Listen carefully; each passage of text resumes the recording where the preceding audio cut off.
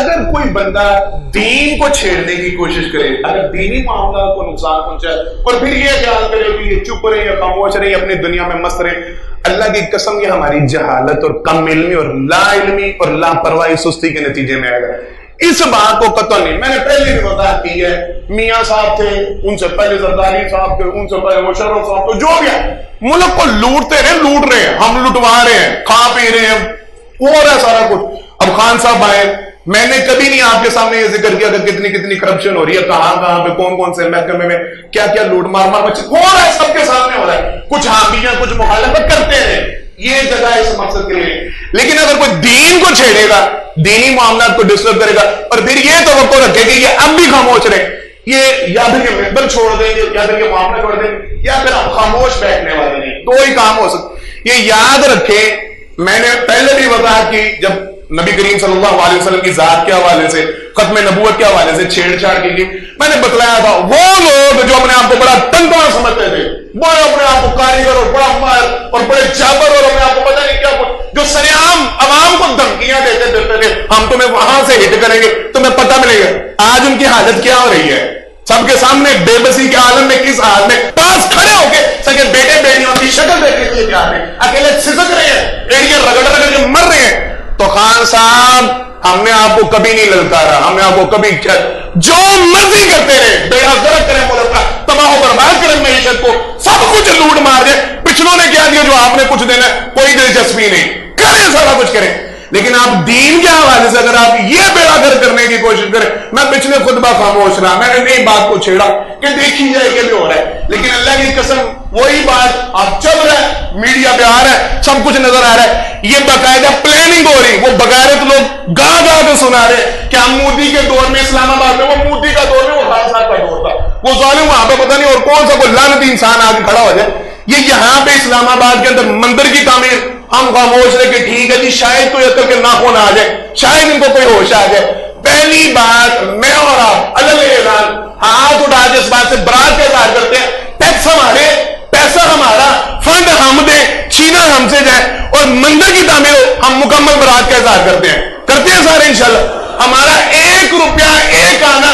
اس کے اوپر حرام ہے، یہ اللہ کے ہاں جواب دے ہوگا اگر ہمارا 1 پیسہ بھی یہ کسی مندر کی تعمیر میں لگا۔ اور ظلم کی انتہا، بے شرمی کی انتہا کہ مسلمانوں کے پیسوں سے مندر تعمیر کیے جائیں گے۔ کوئی ایک مسجد سنائے، کوئی ایک عبادت کا سنائے جہاں پہ خان صاحب کے پیسے لگے ہو، جہاں پہ گورنمنٹ ڈونیشن دے رہی ہو کہ نہیں جی مسجد کی حالت خستہ نظر آ رہی ہے تو ہم نے سوچا مسجد کی تعمیر کروا دی، نہیں جی یہاں پہ مسجد نہیں بن رہی تو ہم نے سوچا مسجد تعمیر کروا دی، مندر بن رہے گردوارے بن، ہم خاموشی سے سارے تماشے دیکھ۔ اور اب آگے ظلم کی انتہا یہ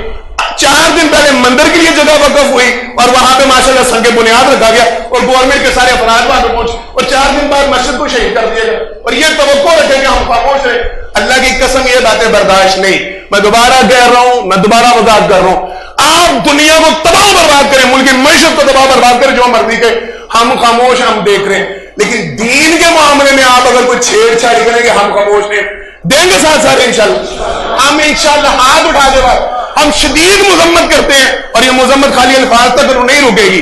اگر انہوں نے اپنا وہ معاملہ واپس نہ لیا، گورنمنٹ نے دوبارہ اس جگہ کو مسلمانوں کے لیے وقف نہ کیا، دوبارہ مسجد کی تعمیر کی اجازت نہ دی، ہم سارے سڑکوں میں نکلیں گے انشاءاللہ، ہاتھ اٹھا کے وعدہ، ہم اللہ کے گھروں کے محافظ بنیں گے انشاءاللہ۔ مجھے افسوس ہوتا ہے، اللہ کی قسم میں یہ باتیں کبھی نہیں کرتا، وہ پتہ نہیں کہاں گئی اس کی تقریریں، ایاک نعبد و ایاک نستعین، ایاک نعبد، میں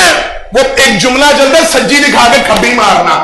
خان صاحب نے ہمارے ساتھ وہ معاملہ کیا، ہمارے بیچارے جو لوگ بڑے سادہ لوگ، ہم سارے سادہ لوگ، ہم بڑا خاص طور پہ توحید پر سفر، ہم بڑا مرتے ہیں اس کے جملے پہ اور بات شروع کرتا ہے ایاک نعبد و ایاک نستعین، اللہ تیری عبادت کرتے ہیں تجھ سے، اور شرم سے ڈوب مت، یہ تو اللہ کی عبادت کرتا ہے کہ اللہ کے گھر کی مسجدوں کو گرایا جا،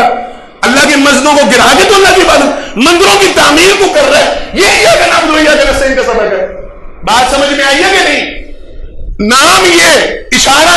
یہ آئے اس بل بوتے پہ تھے۔ اللہ کی قسم ہم لوگ بڑی تعریف اور بڑا ذکر کرتے تھے، یار جو بھی ہے جیسا بھی ہے، ہر بات کا آغاز ایاک نعبد و ایاک نستعین، یہ ایاک نعبد و ایاک نستعین کا یہ سبق ہوتا ہے کہ اللہ کے گھروں کو گرائے اور مندروں کی تعمیر کر، जनाब अली रजी अल्लाह ताला उनका तस्करा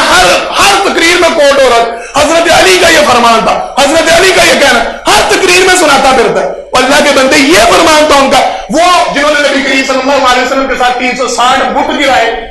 पता ये बात की नहीं पता? नबी करीम सल्लल्लाहु अलैहि वसल्लम पहले पर दूसरे जनाब अली थे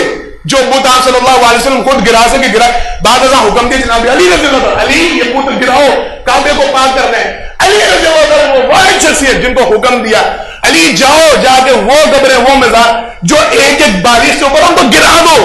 नाम उनका लेते हो और काम ये करते हो कि बुत के तामीर कर रहे हो, मंदिर तामीर कर रहे हो। ये जनाब अली रजी अल्लाह ताला उनको तुम फॉलो कर रहे हो। अल्लाह के लिए इन बातों की हम आपको इजाजत दे रहे। अगर आप ये समझे कि मामला पे भी हम खामोश बैठे, फिर आप गर्दनें उतार दे, फिर आप जेलों में डाल दे, हम वो बर्दाश्त कर लेंगे। ये मिंबर मेहराब हमसे छीन, हम ये मस्जिदों की पामाली हम बर्दाश्त नहीं करेंगे, ये मंदिरों की तामीर हम बर्दाश्त नहीं करेंगे। सारे साथ हैं ना इस मामले में। इंशाअल्लाह हम मंदिर की तामीर की भी भरपूर मजम्मत करते हैं और ये मस्जिद को गिराना हम उसकी भी भरपूर मजम्मत करते हैं। आज आगाही का नोटिस दे रहे हैं, अगर इनको समझ आती है अपने फैसलों से वापस होते हैं तो ठीक है, वरना इंशाल्लाह हम जहां तक मुमकिन हो सका हम सारे मुकम्मल भरपूर एहतजाज करेंगे। अल्लाह रब्बुल आलमीन हमारे मुल्क पाकिस्तान की हिफाजत फरमाए।